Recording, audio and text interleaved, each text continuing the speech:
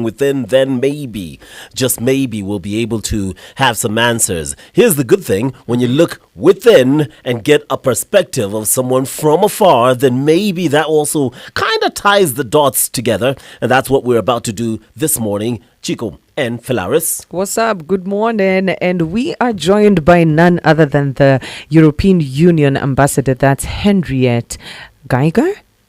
Got it right. Yeah, there we go.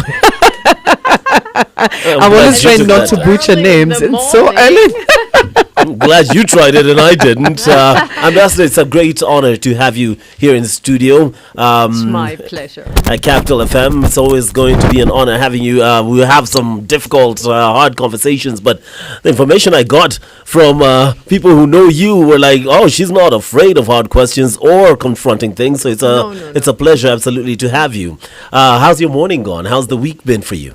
So far, very good. A lot of farewells because there are many ambassadors leaving. We have 6 EU ambassadors leaving. So I had a big party last night on our rooftop with an amazing band. Yeah, so far so good. So far, and so I'm good. not even hungover. That's the good part. We're glad you're fresh. Listen, we want to set the scene, and I guess the best way to do that would be with a piece from TV47 on Kenya being put on the spot for money laundering in the PBO Act 2013 draft regulations in the final phase. But let's just set the scene as to why the ambassador is here today and what we want to tackle. Crime in light of Kenya's grey listing, the government has commenced plans to finalize the draft regulations on the Public Benefit Organizations Act 2013 to facilitate better regulation of the non-profit sector as envisaged in the law. Now, Elizabeth Atieno has all these details. On the 23rd of February 2024, the Financial Action Task Force, FATF, grey-listed Kenya for money laundering, a move that is likely to pose significant challenges in Kenya's economic and social progress, further undermining its credibility as a reliable regional and global partner. So Kenya, we were placed on the grey list. And if you do not put the regulations proper, then that body will put you on the blacklist.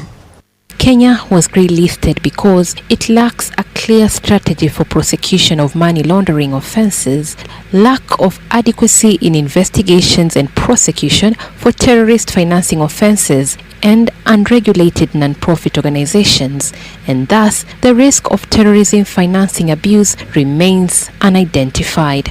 There are some deficiencies in Kenyan law and other related sectors that actually make our jurisdiction attractive for ML and TF. The National Risk Assessment conducted by Kenya indicated that fraud, forgery and drug-related offences form the greatest risk to the country, but recovery from the said crimes is quite low as compared to recoveries made from misuse of resources and corruption.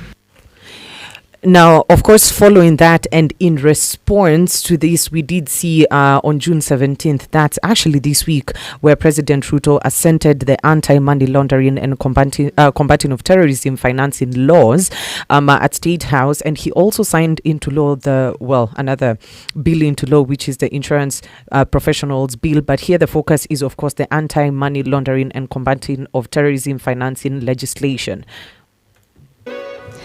Kenya has sought to enhance the war on money laundering and terrorism financing. This is after the president assented the Anti-Money Laundering and Combating of Terrorism Financing Laws Amendment Bill 2025. The bill, sponsored by Majority Leader Kimani Ichung'wah, has amendments targeting key sectors vulnerable to abuse, including real estate, betting, mining and professional services by strengthening regulatory oversight and plugging legal loopholes. This follows concerns raised by the Financial Action Task Force, which placed Kenya on its grey list in 2024 for deficiencies in its financial safeguards. The new law is expected to empower agencies like the Retirement Benefits Authority, SACCO Regulatory Authority, and professional bodies to carry out compliance checks, risk assessments, and sanctions. The law also enhances the independence of the Financial Reporting Centre and introduces tighter controls over public benefit organizations to curb possible terror financing. Well, that report courtesy of Citizen TV Kenya and Yvonne Okwara. Thank you so much for that. Now, on June 10th, we did see a statement and a press release from the European Union. Of course, this was in regards to everything that we've listened to. Of course, Kenya is now officially listed by the EU as a high-risk country for money laundering and terrorism financing, which is a very damning global indictment, if you ask us. And of course, we've seen a response from government, and hence why we have Henriette here. We had to set context to this conversation so that at least we know where it is we are heading towards. Now, where do we begin? How did Kenya even find itself here in the first place? Thank you very much. And I'm very happy that I have the opportunity to explain a little bit. First of all, Kenya is not blacklisted. Kenya is grey listed. That means enhanced monitoring.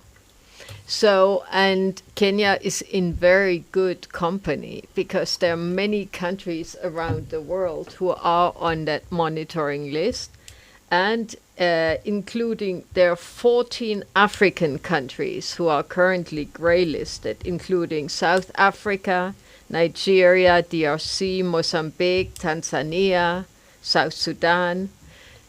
Uganda was just delisted last year. Senegal was delisted last year. Mauritius just got off the list. And actually, there are also EU countries who are grey listed. Croatia, Bulgaria right now. And together with Kenya, Monaco was also grey listed. Oh, yeah. Monaco? Monaco, because a very good tool for washing and laundering. So all these countries have deficiencies. This is not a punitive measure. It's just that international terrorism has no boundaries, and they're looking for countries worldwide who offer better opportunities and less stringent supervision. So they go where international stuff. Kenya was in the presidency of this peer review, interestingly enough. Mm-hmm. Right now it's Ethiopia. So, and of course, it's supposed to be an incentive to enforce and reinforce the rules and close the loopholes as much as possible. What deficiencies are we looking at when it comes to the 254 Kenya that pricked the ears of the EU? Yeah, so I remember already quite some years ago we started to work with Kenyan authorities, especially the financing reporting center, to look at the list. It's a huge list of many areas that need reinforcement. And we started to work on it, but this is huge because it's not only meaning that you have to make new laws or amend laws. You also have to make procedural changes in your institutions, in your procedures with the private sector, with banks. So it takes a while, even with the best effort, to things take effect. So Kenya has made a lot of effort, but unfortunately the effectiveness, so the result has not set in by the time last year when they were when the FATF decided to grey list them. And the European Union is actually only taking the listing of FATF for its own list. So we have a law in the EU saying whatever FATF is deciding, we have to transpose. And actually, it's not yet an EU decision. It's a decision of the European Commission. This is our executive. And now it still needs to go through Parliament and the Council, the EU Parliament and the Council. So there's, until the EU finally decides, it will take still a couple of days. So this is only the Commission decision, our executive. But why did it take 1 year between the FATF listing and now the European Commission's listing? Because last year, when Kenya was on the list of the EU by the Commission, the European Parliament didn't agree. Why didn't they agree?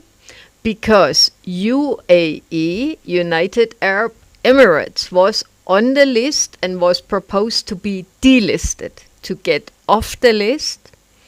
And the European Parliament didn't agree to get United Arab Emirates off the list. That's why the whole list was stopped, including Kenya. And that's why it comes with 1 year delay. But it's not a new decision or anything that happened in Kenya in between.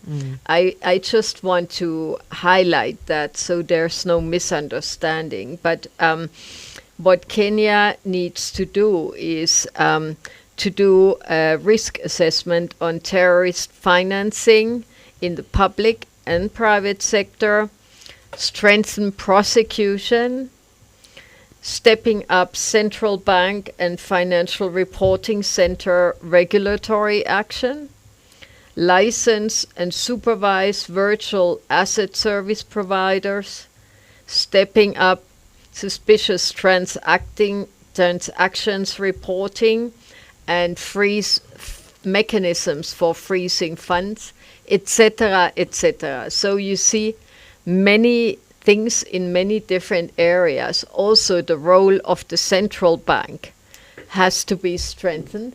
And I have seen in the new law that the president just signed, so they made the Financial Reporting Center independent, which is very important. So you have more authority of this Financial Reporting Center, because they are the ones who are spearheading all reforms and in that area for AML to get off the list. Now, it normally takes several years to get off the list, because the key is effectiveness. And effectiveness means results, proven. And that takes a while. So, I mean, Kenya has now all the mechanisms in place, but then they have to wait for the results to sit in. But there's one example, and that's Mauritius. They got off the list in 2 years. That is a record. But of course, Mauritius is a small island, and you can get results therefore much quicker. Yeah. So, but I'm very hopeful because Kenya has done a lot in the past already, and we also had technical assistance, not only the EU, also US, UK, and UNODC.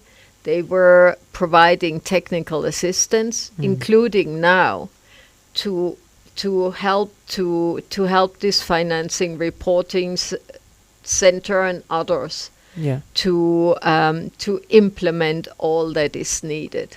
I'm actually curious about two things. One is the economic reputation that we risk as a country, and how that translates into maybe how other countries relate with Kenya, because being on the grey list is definitely not as grave as being on the blacklist, but it's still something. And you've pointed out that getting off that list is no easy work. Now we've set up a framework to work towards solutions and proper solutions as far as terrorism funding and money laundering. But reputation wise, where does that leave us? I think certainly it's not something that is positively perceived, but my argument has always been with the government, look, you can turn this into an opportunity because you can show that you're serious about this. And that will actually strengthen your reputation as being a country that is serious. And that will help to give confidence to investors. So, as I said before, you're in good company. It's a very big list. And the likes of South Africa and so on, they're still doing business. So everybody understands that a country can have loopholes. And still, if you see there's a serious effort, I don't think there's much damage. Of course, it's something that is not prestigious, but I don't expect that there will be a huge impact in terms of investor confidence, for example. And what is also very important to know, there's no punitive action that is linked to that. So no sanctions, all our development cooperation, so the grants, loan packages and so on, they continue unabated, humanitarian aid, etc. So on that side, there's no risk. We are still safe. You know, you've mentioned a very important word, sanctions. At what point does it get to the point of Kenya being sanctioned by the EU? I think that can only happen with blacklisting. And blacklisting, that is a very small list. You have basically North Korea on that list. So you don't want to get ever into that space. And I think there's zero risk of Kenya to get there. So don't worry about that. What a blacklisting means is you're basically excluded from the international flows. So at least we know that list is very small, and we hope to stay off that list. But we are in the grey list, and while we don't have to worry about sanctions, we do have to worry about something that Phalaris brought up yesterday, enhanced vigilance, which was mentioned in that by EU entities. So the question which she posed, which I think would be great for you to help us understand, is what does that look like on the ground? I mean, does it actually, what does it mean, stricter due diligence, or what does it entail? Yeah, so what this means, first of all, the European Union, once decided, will not impose rules on our private sector operators. So, but we ask them to be vigilant. So, for example, banks who do big money transfers, they have to do what is called due diligence. So if I transfer, let's say, more than 10,000 euros from my account in Brussels to here, the bank will ask, why are you doing that? Even in the EU, when I transfer from my account from Belgium to Germany, they are asking, why are you doing that? And they want to see the reason. So it's a preventive measure to make sure that the net is tight and you can find big fish. So all big transfers have an extra loop, and that could make it, let's say, a little bit more tedious to do immediate transfers, because that extra loop may take a few more days. Let's say if you can evidence that you have a legitimate reason for big transfer, there's no problem. But a question will be asked. It's interesting you should bring that up, because just recently, a few years ago, the government did implement the thing that you couldn't transact a certain amount in your bank account without, it would raise a red flag and they would take a look at that. But it was rescinded and the amount increased, I think. Are those some of the punitive measures you expect countries to take in order to help you and help themselves ultimately out of that grey list? I think each country needs to see what is possible in their framework, but there are some minimum conditions. And I think it would be good if Kenya also had the due diligence. And I think your banks are already at least partially doing that, asking questions. But of course, you can still have the man with the black suitcase traveling. That is, and that's the whole thing about international terrorism and money laundering, because whenever you close one hole, they will find a new one. Absolutely, and I think they have found a new one, which is where we will come and we'll delve into that one. Plus, something that the ambassador just mentioned, that there are bare minimum requirements. Which ones are those? At least 3, 4, so we could have a way forward. All that coming up next, as soon as we get done with the headlines and the sports news. In Capital Newsbeat this hour. Kenyans in Israel and Iran urged to exercise caution as war escalates. Ruto bids farewell to U.S. envoy Mark Dillard.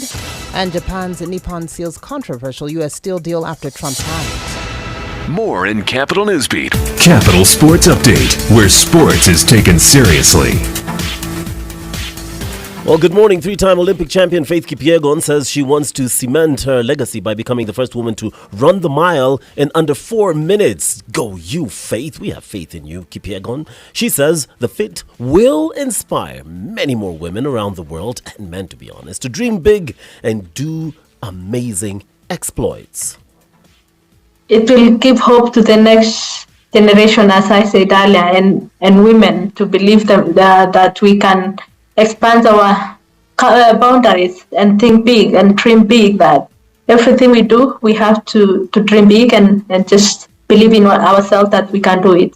Believe in yourself and dream big, then wake up and make that dream happen, which is what she has done and what she continues to do and aims to do with that 4 minutes in a mile. Wow. The double world record holder will be undertaking that challenge in Paris on Thursday next week. So keep your eye out for that one. Meanwhile, Kenya Police FC midfielder Kenneth Muguna, he's revealed that the noise and hate from a section of fans did not really break him, and winning the league with law enforcers is not exactly a clap back to them. Kind of puts my mind to Ja Rule. Clap back, we make clap back, we make you clap back. Love to hear that jam. Ambassador is looking at me like, oh, this guy okay? No, actually I'm not. Neither is Muguna. He's actually angry that he faced that massive backlash from Gor Mahia fans when he picked to moving to Police FC instead of going back to Kogalo after returning to Kenya from his stint in Tanzania with Azam FC. Mouthful, I know. Basically, they're angry he didn't come back home. Excess and drama. Muguna has captained Gor Mahia, winning 3 Premier League titles before moving to Tanzania, and now he is at Police FC, and guess what? He is a champion. Speaking of champions, looks like that's exactly what we will call Nairobi City Thunder, as their guard Eugene Adera says their current run in the Kenya Basketball Federation Premier League, well, that's simply inspired by their experience at the Basketball Africa League. With 2 games before the end of the regular season, Thunder still remains unbeaten and are likely to finish top of the log before the playoffs even begin. Start standing up for the incoming champions, because I really don't see anyone else stopping them. Anyway, Thunder played at the Basketball Africa League for the first time ever and finished off with 1 win and 5 defeats. Something you'll say for the BAL when it comes to Thunder, but you can't say when it comes to the title run.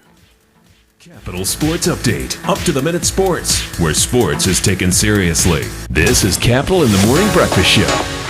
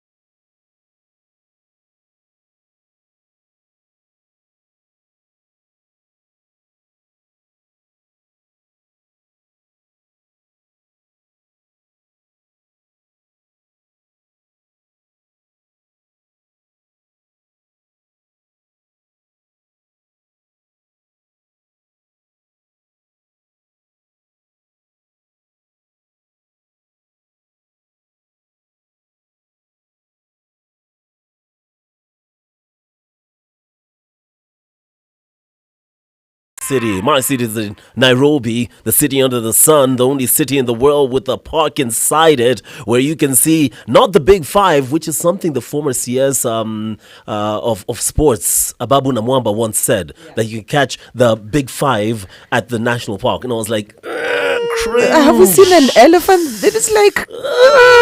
yeah, so it's not the Big Five, Go but you to can. the orphanage. Elephant orphanage is part of the park. Okay, so if you Sheldrake. go- Yeah. okay. In the wild, though, Yeah. we don't have Actually, it. And can I that's what he add was one more thing that was insinuating. so cringe? Yeah. They said there's tigers here. Yeah, Do you I remember that? remember that one. That was The hilarious. Kenyan tiger. Yo, it's listen, we have politicians who make us smile sometimes and then make us cry and make us angry. But we're not delving into that, although we will get the thoughts of the ambassador a bit later on the situation in this country. But let's go back to this discussion. And one of the things that's been insinuated by a lot of people is that there's a kind of bullying that comes along with sanctions, listings like this being put on the grey list, especially when it is the EU community that then decides who goes on that. And we're way over here in Africa when a country like Kenya is seemingly leaning towards BRICS, towards Russia, towards China. In fact, Mudavadi was actually out there recently and was saying we need to pay attention to China. Just the other day, I think yesterday or something. We need to pay attention to China because while the US and USAID are pulling out and the European Union is taking looking at their numbers, China is stepping up and offering these options. Oh, yeah. So then people feel just because we're leaning away from the European Union, away from America, towards these guys, then we're being punished. Is this possibility a possibility? Is this the case? No, not at all. As I said, it's a technical review, and it has been decided by the East and Southern Africa Anti-Money Laundering Group, which is a peer mechanism. So they decided jointly, and as I said before, Kenya was the presidency of that group when it was grey listed. So you have, I saw myself the technical specifications of all the tick boxes. Yeah. So it's highly technical. So either you tick the box or you don't tick the box. So it was created like that to shield it from any political interference. So that was the FATF decision after the recommendation of the Eastern and Southern African Anti-Money Laundering Group. The plenary of FATF, where all the countries sit of all the regions, decided that Kenya will be grey listed for the monitoring. And 1 year later now, the EU, which has a law to take FATF listing into its own list, was obliged then to take over the recommendation, the grey listing of FATF. So it's completely unrelated, and the process is actually 1 year delayed in the EU, because I explained that before. So there's no political connection at all, 100%. All right, at least we have that cleared up. So any of the conspiracy theorists out there like me, you can pretty much put that one in the suitcase or in the trash bag and throw it out. It is a process, and it is well followed with ticking boxes, ATC. There's no way it's going to be used as a weapon. Absolutely. You know, I want to stick to politicians just for a little bit, because there's been instances where politicians here have been accused of drug trafficking. They've been accused of participation in terrorism funding and activities, and also ferrying monies abroad. So as far as this is concerned, so it provides for institutions and laws to be passed that would be able to more or less solidify the framework that is required for us to get off the grey list. But what about politicians specifically? Are we looking at them? Yeah. So first of all, the EU cannot look at your things. So that's your own prosecution mechanisms and investigation mechanisms. And the FATF process is supposed to strengthen each country's mechanisms. And the idea is for democratic states that nobody's above the law. nobody's above the law. And I know many countries where former politicians or even sitting politicians have been brought to justice. Yeah. And I know one country where I was posted in Guatemala, they took a sitting president to jail. So, I mean, that's how it should be, that a country has laws and it's blind. You know, the justice with the blind eyes. Yeah. So you shouldn't look whether it's male, female, white, red, whatever. Everybody should be the same in front of the law. That's the ideal of a democratic society. And the FATF mechanism is supposed to strengthen those mechanisms to be able to effectively prevent.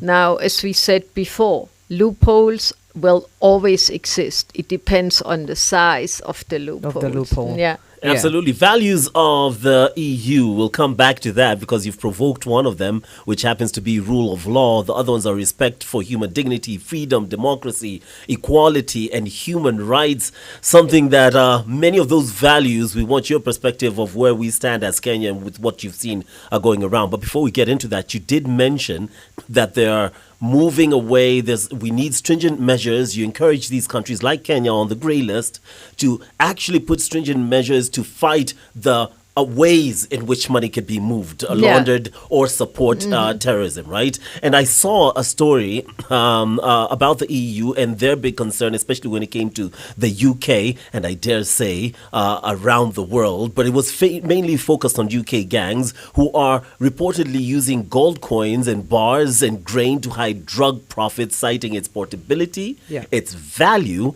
and the key one, its lack of traceability. Now, when you hear Kenya is in the grey list, and we've heard stories, allegations of the kind of gold that is passing through the hands of this Kenya, porous borders going outside. We claim a certain amount of gold. But then when they look at the paper, they look at the numbers, World Bank will tell you, actually way more gold is coming through Kenya, and you guys claim you don't have that kind of gold. Where is it coming from? Where is it going? Not to mention the arms that have been found in the conflict situations like Sudan. A whole expose was done recently. Do you have concerns that Kenya could be a country that is susceptible to moving money for laundering and terrorism in this way? First of all, that sort of transactions, that happens everywhere, in every country to some extent. But what we talked about before is when you have loopholes or porous borders, like in the case of Kenya, you have more than 1,000 kilometers with Somalia. So you have a coastline, so human smuggling, drug smuggling, arms smuggling, gold smuggling, and I followed the press, and I also saw that there are connections with Europe, those types of mercenaries and people who work in the shade. They look for opportunities in countries where it's easier. And normally in countries who are at war or in a conflict, then where rule of law is very much weakened. Those are the more vulnerable ones because it's very easy in the general disorder to get your business done. So Kenya is in a neighborhood that has many of those conflicts, and so it is susceptible, of course, to that type of traffic. And you mentioned yourself UK, but they're also within the EU or in other regions. There are many people who are specialized to exploit those sort of things, to do fishy business under the radar screen. And that's exactly why we have the FATF, because nowadays one country cannot control these people because they're moving around And that's why also I was very happy when I saw the law that the president signed, because there it's also including extradition and international cooperation with the likes of, for example, Interpol in Europe. So you have extradition of people who are caught in a country and they can be brought to justice. So the whole Ambassador, with a situation like Kenya, when you look at the president who signed it into law, he's not obeying every single law. What makes the EU confident that this will actually be executed? We have people in power who have been accused of swindling gold from the from people in the UAE, and they're still in this position in power. What makes the EU confident that the laws being signed, that law being signed by the president, will actually be followed through by Kenya? Well, that's the whole logic of the FATF and the grey listing, because you're not getting off the list by signing a law. You're getting off the list by showing effectiveness. That means results. So it's the result that counts, and not the ticking box. So you can sign as many laws as you want. If it's not giving the results needed, the box cannot be ticked and you cannot get off the list. I like that. You can tick boxes to get on the list, but to get out of the list, you have to give results. I think, Kenya, you should buy a couch, grab your duvet, hot drink, because we're not getting off that list anytime soon. Takes up to a year, you said? No. Mauritius is the champion who got off in 2 years. Whoa. That is very fast. But what I said is we have been working with Kenya for years. So let's say the mechanism is there. It just needs to yield the results. Correct. So if the political will is there, and it seems that now Kenya is really taking it seriously, and if that is sustained, who knows, maybe in 2 years Kenya can be off, but it's a whole process again. And it's always more difficult to get off than getting on. Actually, I'm very curious about the process of getting delisted. What does that look like? Yeah. So first you have to have an action plan, and that action plan needs to be reviewed by that same grouping that was listing you. So the East and Southern African AML group that needs to then look at the result. And then they can recommend to the plenary of FATF, and they are meeting like 2 or 3 times a year, that plenary. They recommend from their group who should be delisted, like Uganda, who was delisted, Senegal was delisted.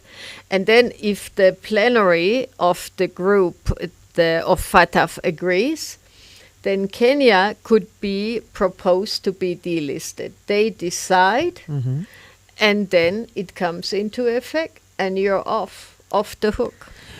Well, we look forward to that day where we're going to be delisted. But like Chico said, we might as well grab a duvet, a cup of coffee, and get a bit comfortable, because like you said, it is in the fact that we now need to show results. That now we have a law, we need to show results. Over time, it can't be this instant coffee kind of results. It has to be over time. Some heavy lifting. Yes, some heavy lifting, which is going to be important for this country to do and the government to start off. But it will strengthen Kenya's position as an economic power, and it will strengthen also your internal stability. So in the end, this is very, very favorable for Kenya. In fact, there's a story on Tuko that I saw. I've just pulled it up on Ali Khan Sachu, geopolitical economist, actually said exactly that the new law which Kenya has signed and ultimately are moved to be delisted from that grey list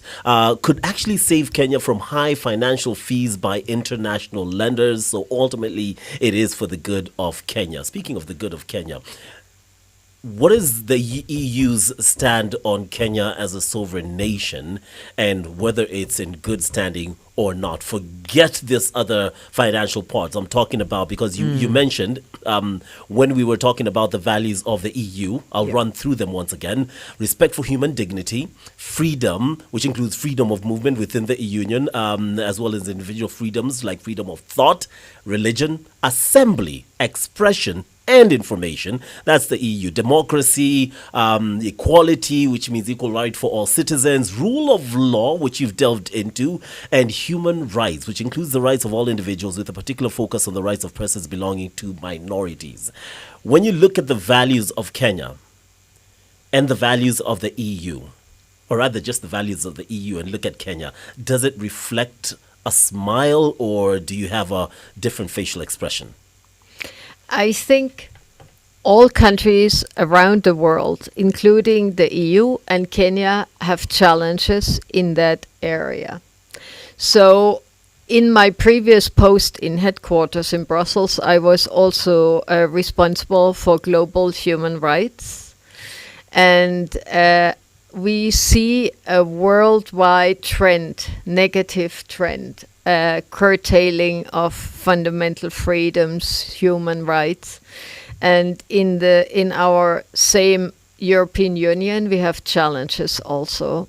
And that is very unfortunate. The world is undergoing a change that is not going, I think, always in the right direction. Yeah.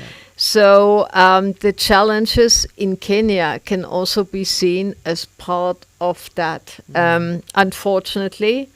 But we all need to make very big efforts to keep the fundamental rights. Because if we think that we can live in a free country without fundamental rights, that's not possible. It's not. You need freedom of expression, you need freedom of movement, and actually I think you also need that for economic stability and development. So I think the challenges that Kenya is facing now are maybe birth pangs for a better society. Ambassador, I have not heard a more diplomatic answer than that, and I love it. But I want us to zone in on Kenya. Just like you said, everywhere in the world, people are dealing with it. But just like the grey listing, all these countries are different individually. They're looked at them individually, right? Yeah. So let's look at Kenya individually.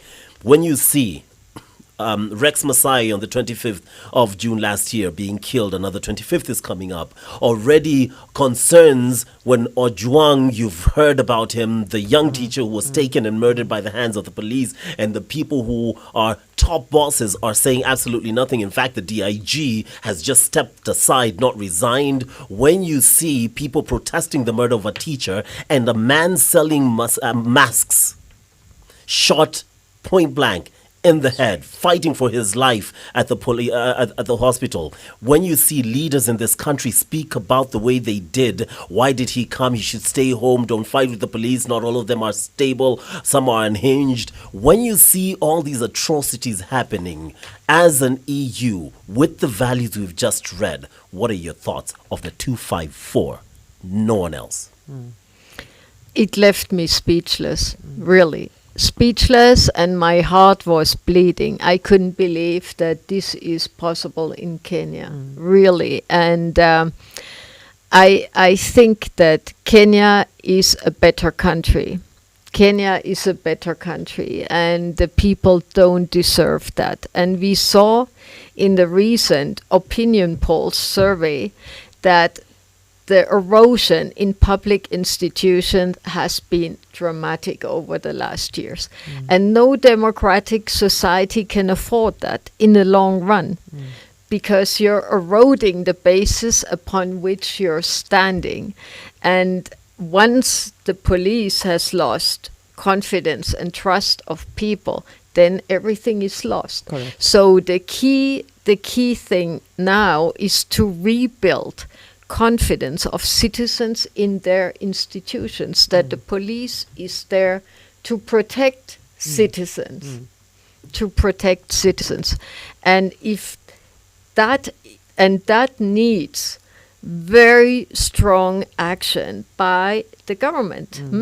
So the government has to show that rule of law is reigning, and that means whoever is found to be in breach has to be put to court, imprisoned, put to court, but due process. Followed. Due process, and not making a difference between who's a police, who's a protester, who's what. Also, in a society, the protesters have to be protected. Correct. So if somebody's injured, all informal arrangements for bringing them to hospital. Yeah. It's also the who should look at that. So that's what I was saying when I was talking about impartiality. The rule of law, that's why the EU also has for years worked on the reform of the justice system, for example, including police. We actually offered to help with the instant digital traffic fine, with digital occurrence book, but to make sure that there's less loopholes and more trust. So I know that in the EU, and I can speak for my member states also, that we are very interested in supporting Kenya in having the rule of law reinforced and reigned and strengthened, because we need Kenya as a strong country in an unstable region. Thank you very much to the ambassador. By the way, just following you on X as we speak. Yeah. Her handle is at EUAMB, which is short for Ambassador Kenya Henriette Geiger. Thank Right? you. I said it perfectly? Oh, Yeah, thanks for that free perfectly. lesson. Thanks for the free lesson, Philaris. It's been the Ambassador EU Henriette Geiger alongside Philaris and myself, Chico, with quite the interesting conversation. We're very honored that you spent time to come this morning and accepted our invite. It's an absolute honor, and following you on X and everywhere else as well. Thank you for coming through. Anytime. Thank you very much for giving me the opportunity. You'll have a lot more. Love her honesty, love her concise nature, and most definitely love the fact that she's now a Capital FM family member. Good morning.